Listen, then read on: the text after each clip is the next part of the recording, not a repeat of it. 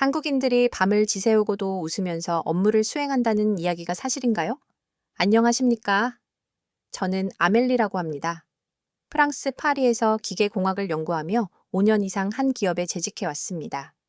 저의 전문 분야는 고효율 에너지 시스템이며 이 영역에서 유럽 내에서도 상당한 주목을 받는 성과를 달성했습니다. 그런데 얼마 전 직속 상사로부터 매우 충격적인 제안을 받았습니다. 이는 제안이라기보다는 사실상 명령에 가까운 발령이었습니다. 아멜리, 한국 지사로 2년간 파견 근무를 가는 것이 어떻겠소? 당신의 연구를 그 시장 상황에 맞게 적용할 필요가 있습니다. 그 순간 제 머릿속에는 수많은 의문 부호가 떠올랐습니다. 왜 하필 저를 지목하신 것일까요? 라고 되묻고 싶었으나 상사의 표정에서 이미 이는 번복될 수 없는 확정된 사항이라는 단호함이 느껴졌습니다. 저는 전 세계적으로 익히 알려진 빨리빨리 문화와 잦은 초과 근무에 대한 이야기를 익히 들어왔기에 솔직히 처음에는 한국에서의 생활이 두려웠습니다. 특히 저는 여유로운 점심시간과 저녁에는 가족과 함께 시간을 보내는 프랑스식 삶의 방식에 익숙해져 있었기 때문입니다. 그럼에도 불구하고 모험심을 동력 삼아 한국행 비행기에 몸을 실었습니다.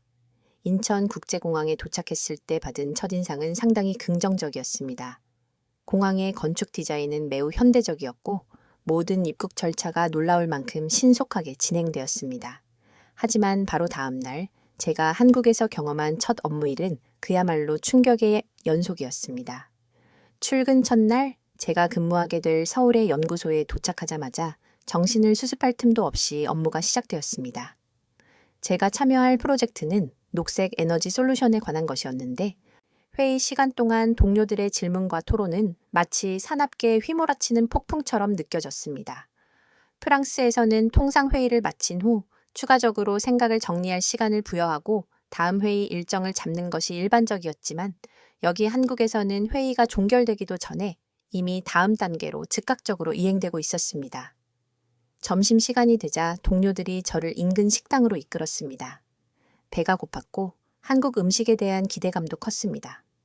식당에 들어서자마자 동료들은 메뉴판을 빠르게 훑어본 후 곧바로 계산을 마쳤습니다. 저는 깜짝 놀라 메뉴판을 붙잡고 잠시 망설였습니다. 불고기 정식이 나을까? 아니면 김치찌개를 시도해볼까? 그러나 동료들이 아멜리 씨 신속히 선택해주세요 라고 재촉하자 저는 당황한 나머지 서둘러 김치찌개를 주문했습니다. 음식이 나오는 속도는 더욱 경이로웠습니다. 주문을 한 지 단 몇 분 만에 뜨끈한 찌개와 밥이 제 앞에 나왔습니다. 프랑스에서는 식사 주문 후 15분 정도의 대기 시간은 기본인데 여기서는 마치 시간을 압축한 것 같았습니다. 그러나 진정한 충격은 그 이후에 찾아왔습니다. 저는 김치찌개의 국물을 천천히 떠먹으며 매운맛에 적응하려고 애쓰고 있었는데 고개를 들어보니 동료들의 접시는 이미 절반 이상이 비어 있었습니다. 저와 동료들이 음식을 받은 지 40분도 채 지나지 않은 시점이었습니다.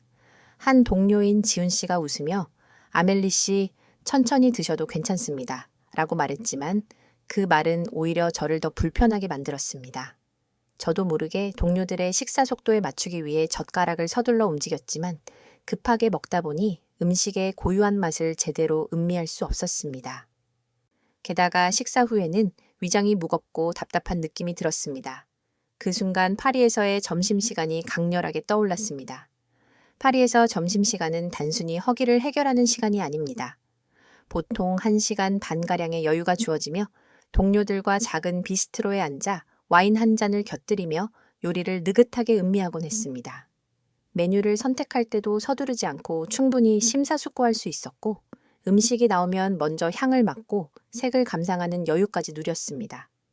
대화는 업무 이야기뿐만 아니라 예술, 여행, 심지어 가족 이야기까지 자연스럽게 이어졌습니다. 점심시간 그 자체는 하나의 문화였습니다. 하지만 여기 한국에서는 점심시간이 마치 업무의 연장선처럼 느껴졌습니다.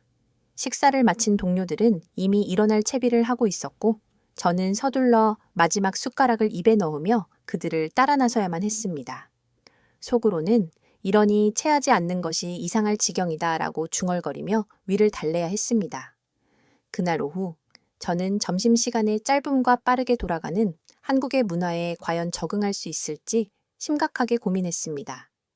파리에서의 여유로운 점심시간은 단지 허기를 채우는 것을 넘어 제 삶을 풍요롭게 만들어주는 중요한 시간이었습니다. 한국에서도 언젠가 이러한 여유를 만끽할 수 있는 날이 올지 의구심이 들었습니다. 그리고 그날 저녁, 팀 전체가 저를 환영하는 회식 자리를 마련해 주었습니다. 처음에는 서먹서먹했지만 소주 한 잔을 곁들인 대화는 점차 활발해졌습니다. 그런데 회식이 밤 11시에 끝났음에도 불구하고 몇몇 동료들은 회사로 복귀하여 추가 업무를 처리할 예정이라는 것이었습니다. 밤 11시라면 유럽에서는 다음날 쉴 것이 당연한데 말입니다. 제 내면의 놀라움은 아마 얼굴에 고스란히 드러났을 것입니다. 그러나 가장 놀라웠던 점은 그들이 전혀 지친 기색 없이 밝게 웃으며 업무에 복귀한다는 사실이었습니다. 프랑스에서 초과 근무를 한다는 것은 얼굴에 피로가 역력한 것이 보통인데 한국에서는 열정을 에너지원 삼아 일하는 것처럼 보였습니다. 그날 밤 집에 돌아와 침대에 누워 생각했습니다. 이것은 도저히 적응하기 불가능한 문화다. 하지만 동시에 그들의 열정적인 태도와 에너지의 근원이 궁금해지기 시작했습니다. 이 사람들은 대체 어디서 이런 힘을 얻는 것일까? 한국에서의 첫날은 저를 완전히 혼란에 빠뜨렸지만 동시에 새로운 문화에 대한 호기심을 일깨워주는 계기가 되었습니다. 한국에서 첫 프로젝트가 시작된 지 일주일째 되는 날, 저는 결국 한계에 부딪혔습니다. 그동안 어떻게든 이 빠른 업무 속도에 적응하려고 노력했으나 저의 본래 속도와 방식은 여전히 한국의 빨리빨리 문화와 조화를 이루지 못했습니다. 처음에는 시간이 흐르면 괜찮아지리라는 희망으로 버텼지만 시간이 지날수록 오히려 더 많은 실수와 좌절이 누적되어 갔습니다. 그날 역시 마찬가지였습니다. 팀장은 회의에서 다음 주까지 보고서를 완료하고 프레젠테이션 준비를 개시해야 합니다. 라고 말하며 각자에게 할당된 역할을 설명했습니다. 제가 맡은 부분은 에너지 데이터의 세밀한 분석과 시각화 작업이었는데 처음 접하는 한국의 전산 시스템과 도구들을 활용해야 했기에 부담감이 막중했습니다. 프랑스에서는 한 번에 하나의 문제를 해결하는 데 충분한 시간이 제공되었지만 한국에서는 동시에 여러 작업을 병행하며 신속하게 처리하는 것이 당연한 분위기였습니다. 저는 제 임무를 완벽하게 수행하고 싶은 열망이 컸지만 그럴수록 제 자신이 점점 더 느려지고 뒤처진다는 느낌을 떨칠 수 없었습니다. 그날 오후 분석 데이터를 제출하라는 요청이 들어왔을 때 저는 파일을 열고 작업을 시작했으나 무언가 중대한 오류가 발생했음을 깨달았습니다. 실수로 핵심적인 데이터를 삭제했던 것입니다. 데이터를 복구하려고 시도했지만 시간이 절대적으로 부족했고 이미 동료들은 다음 단계로 넘어가고 있었습니다. 나는 왜 이토록 무능할까? 저는 제 자리에서 하던 일을 멈춘 채 한참을 앉아 있었습니다. 눈앞에 컴퓨터 화면은 희미해졌고 가슴은 점점 답답하게 조여왔습니다. 퇴근 후 숙소로 돌아왔을 때 저는 더 이상 감당할 수 없었습니다. 억누르려 했던 감정들이 한꺼번에 터져나왔습니다. 소파에 앉아 두 손으로 얼굴을 감싸고 통곡하기 시작했습니다. 여기서 과연 버틸 수 있을까? 라는 회의감과 내가 정말 이런 문화에 적응할 수 있을까? 라는 불안감이 머릿속을 가득 채웠습니다. 혼자 이 모든 감정을 감당할 수 없었기에 결국 프랑스에 계신 어머니께 전화를 걸었습니다. 벨이 울리는 동안에도 울음을 참으려 했지만 어머니께서 전화를 받으시는 순간 목소리가 떨리며 말이 새어나왔습니다. 엄마? 어머니는 제 목소리를 듣고 놀라며 물으셨습니다. 아멜리, 왜 그러니? 무슨 일이 있는 거니? 그 질문에 저는 한동안 대답하지 못하고 그저 울기만 했습니다. 어머니는 조용히 기다려주셨고 제가 조금 진정된 후에야 겨우 상황을 설명할 수 있었습니다. 여기 너무 힘들어요. 모든 게 너무 빨라요. 나만 뒤처지고 나만 느린 것 같아요. 이 프로젝트도 제대로 마무리할 수 있을지 모르겠어요. 어머니는 제 이야기를 묵묵히 들으시다가 차분하게 말씀하셨습니다. 아멜리, 네가 지금 느끼는 감정은 지극히 당연한 것이란다. 새로운 환경에서는 누구나 적응하는 데 시간이 필요해. 네가 부족해서 그런 것이 아니야. 스스로를 내 너무 몰아쓰지 마렴. 천천히 해도 괜찮아. 어머니의 말씀은 잠시 저를 진정시켰지만 여전히 가슴속에는 무거운 돌덩이가 얹혀 있는 듯 했습니다. 어머니와 통화를 마친 후에도 마음이 완전히 풀리지 않았습니다. 그래서 이번에는 프랑스에 있는 남자친구 티에리에게 전화를 걸었습니다. 티에리는 제가 한국에 오기 전부터 너라면 분명 잘 해낼 수 있을 거야 라며 격려해준 사람이었기에 지금의 저는 그의 기대에 미치지 못하고 있다는 생각에 부끄러움을 느꼈습니다. 전화를 받은 티에리는 걱정스러운 목소리로 물었습니다. 아멜리, 무슨 일이야? 목소리가 왜 그래?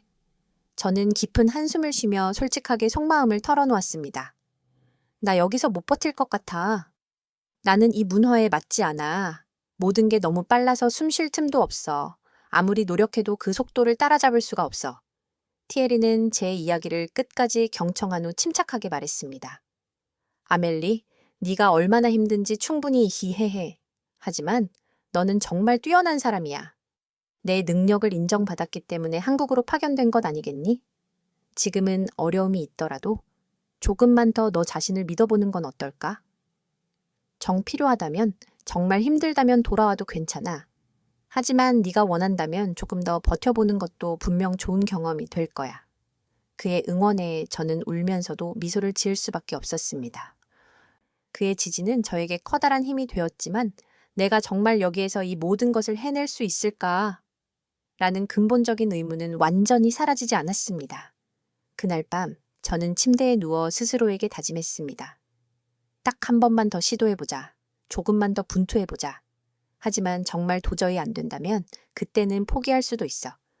그 다짐은 저에게 작은 위안과 희망을 주었지만 여전히 한국에서의 생활은 저에게 거대한 도전으로 남아 있었습니다.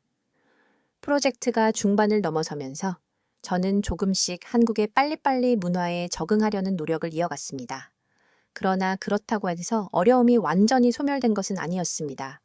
매일같이 새로운 문제에 직면하며 부족한 부분을 메우기 위해 부단히 노력해야 했습니다. 그러던 중 저를 좌절시킬 뻔했던 하루가 예상치 못한 웃음과 깨달음으로 변화하는 특별한 날을 경험하게 되었습니다. 그날은 핵심적인 보고서를 완성하여 팀장에게 제출해야 하는 중요한 날이었습니다. 오전 내내 데이터를 정리했고 점심시간까지 거른 채 열심히 작업한 끝에 보고서를 마침내 완성했습니다. 문제는 보고서를 출력하려는 순간부터 시작되었습니다. 연구소 복도 끝에 있는 프린터로 파일을 전송하고 인쇄된 문서를 찾으러 갔지만 출력물은 보이지 않았습니다. 이상하다는 생각에 자리로 돌아와 프린터 설정을 다시 점검했습니다. 설정에는 문제가 없는데 한 번 더 파일을 전송하고 복도를 향했지만 여전히 출력물은 나오지 않았습니다. 세 번째 시도에서도 실패한 후 저는 분노가 치밀어 올랐습니다. 내가 이 기계와 싸워야 하는 건가? 옆자리의 지훈 씨가 그런 저를 보더니 웃으며 다가왔습니다. 프린터가 말을 듣지 않나요? 제가 도와드리겠습니다. 그는 능숙하게 프린터를 조작하며 가끔 이 프린터가 기분이 좋지 않을 때가 있거든요. 라며 농담까지 건넸지만 아무리 시도해도 문서는 출력되지 않았습니다. 심지어 프린터가 요란한 소리를 내며 오류 메시지를 띄우기까지 했습니다. 지훈 씨와 저는 당황스러움을 넘어 웃음을 터뜨렸습니다. 지훈 씨는 아멜리 씨, 프린터가 지금 한국식으로 빨리빨리 하라는 압박을 주는 것 같습니다. 라고 농담했고 저도 어이없는 웃음을 터뜨릴 수밖에 없었습니다. 결국 지훈 씨와 저는 해당 프린터를 포기하고 다른 층에 있는 프린터를 사용하기로 결정했습니다. 하지만 그 과정에서 문서를 들고 뛰어다니는 동안 저는 이 상황이 왠지 모르게 우스꽝스럽게 느껴졌습니다. 중요한 날인데도 불구하고 이런 사소한 문제로 고생하는 제 모습이 마치 코미디 영화의 한 장면처럼 느껴졌기 때문입니다. 보고서를 간신히 출력하여 팀장에게 제출한 후 저는 그날 있었던 프린터 해프닝을 동료들에게 이야기했습니다.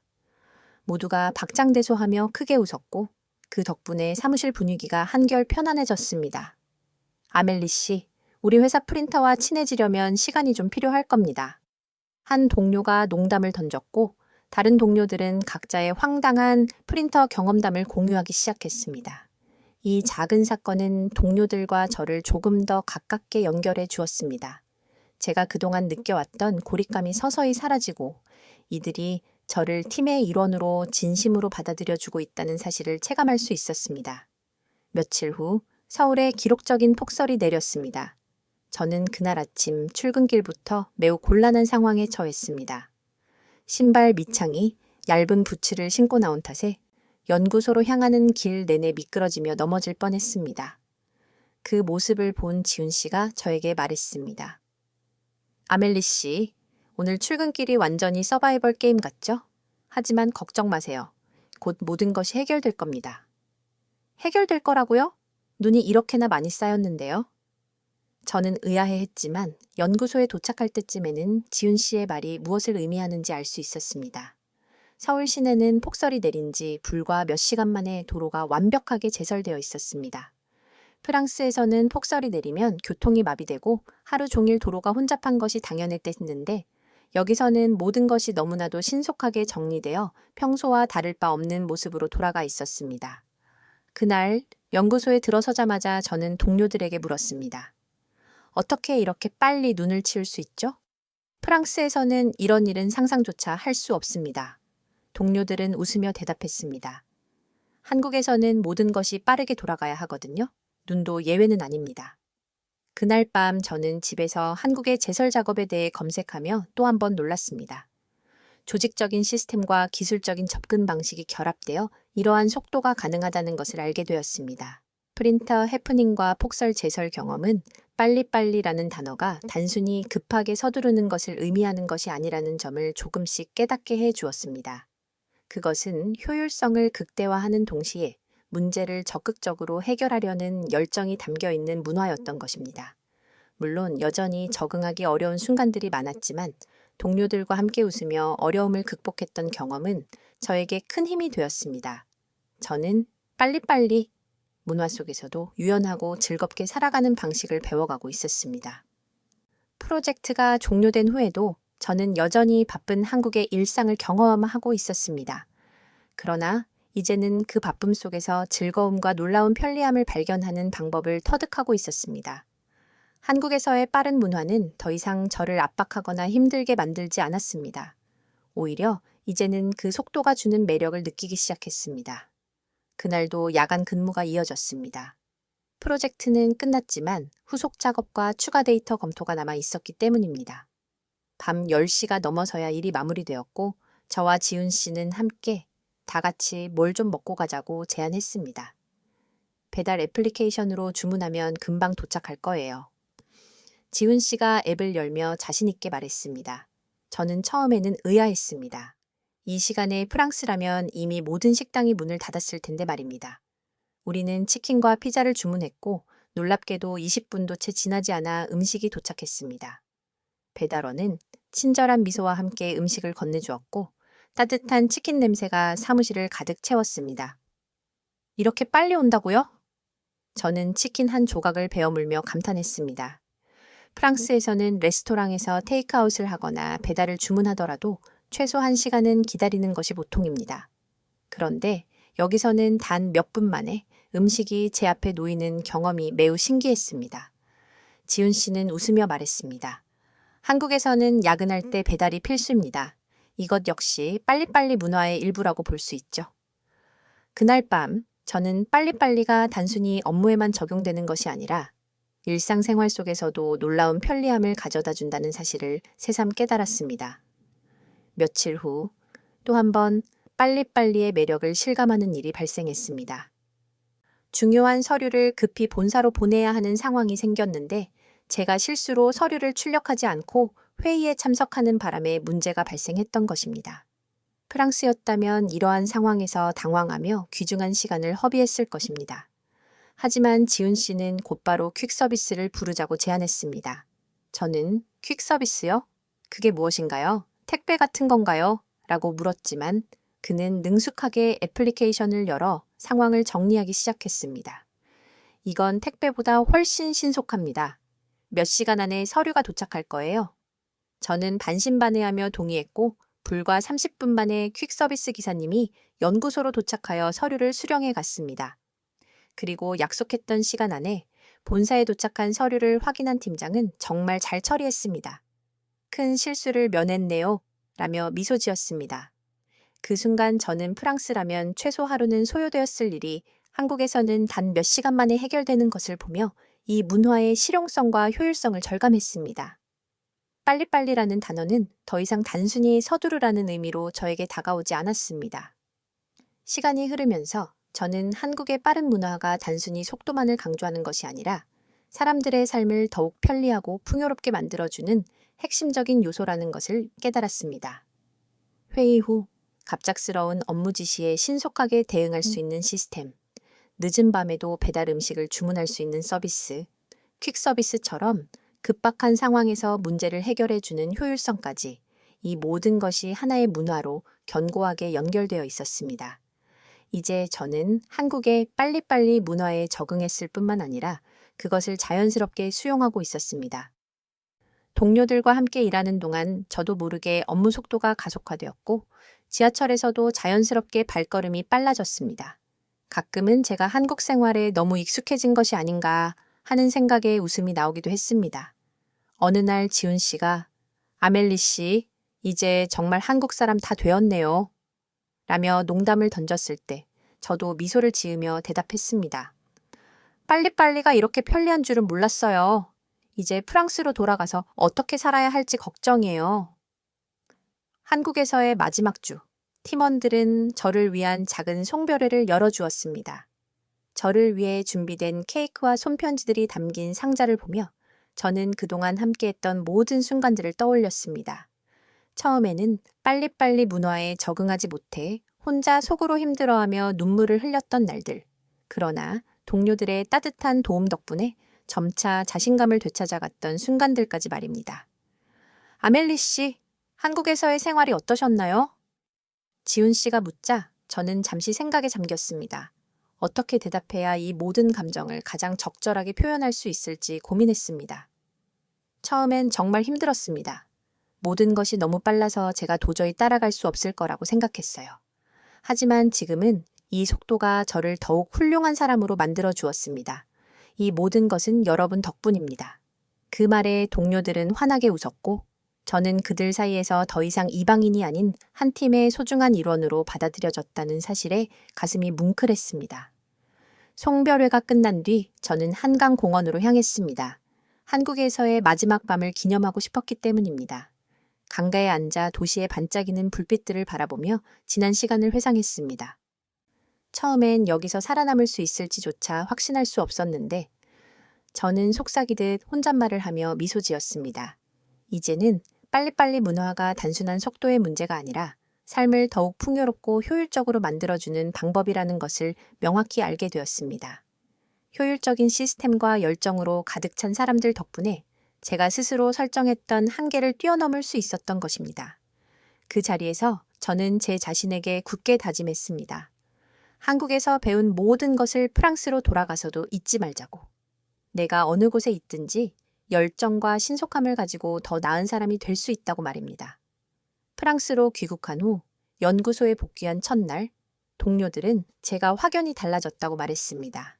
아멜리, 뭔가 변했어. 전보다 훨씬 더 열정적으로 보여. 실제로 저는 업무를 처리하는 방식부터 회의에서 의견을 제시하는 태도까지 많은 부분에서 변화가 있었습니다. 한국에서 습득한 신속하고 효율적인 방법들이 자연스럽게 저의 일상에 스며들었기 때문입니다.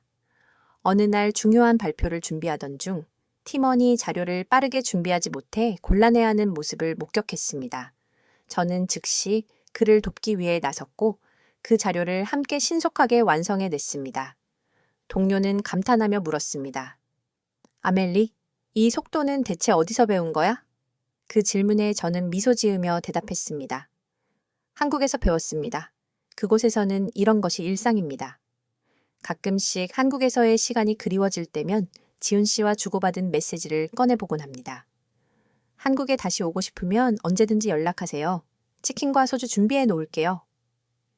그의 농담 섞인 말에 저는 미소를 지으며 답장을 보냈습니다. 꼭 다시 방문할 거예요. 이번에는 더 많이 배우고 더 즐기기 위해서요. 한국에서의 시간은 단순히 새로운 환경에 적응한 경험을 넘어 제 삶의 태도를 완전히 혁신하는 결정적인 계기가 되었습니다. 이제 시청해주신 여러분께 진심으로 한 가지 말씀을 전하고 싶습니다. 한국은 단순히 빠르게 움직이는 나라가 아닙니다. 그 속에는 사람들의 삶을 더욱 편리하고 풍요롭게 만드는 뜨거운 열정과 깊은 협력이 담겨 있습니다. 한국을 경험한 것은 제 인생에서 가장 특별하고 값진 경험이었습니다. 여러분의 소중한 생각과 경험을 댓글로 나누어 주세요. 한국의 빨리빨리 문화에 대한 여러분의 인상이나 경험이 있다면 자유롭게 적어주시고, 이 영상이 유익했다면 구독과 좋아요, 알림 설정을 통해 저의 다음 이야기에 힘을 실어주시길 부탁드립니다. 이 귀한 시간 긴 이야기 끝까지 경청해 주셔서 진심으로 감사합니다. 앞으로도 더욱 좋은 사연으로 여러분을 찾아뵙겠습니다. 시청해 주셔서 감사합니다.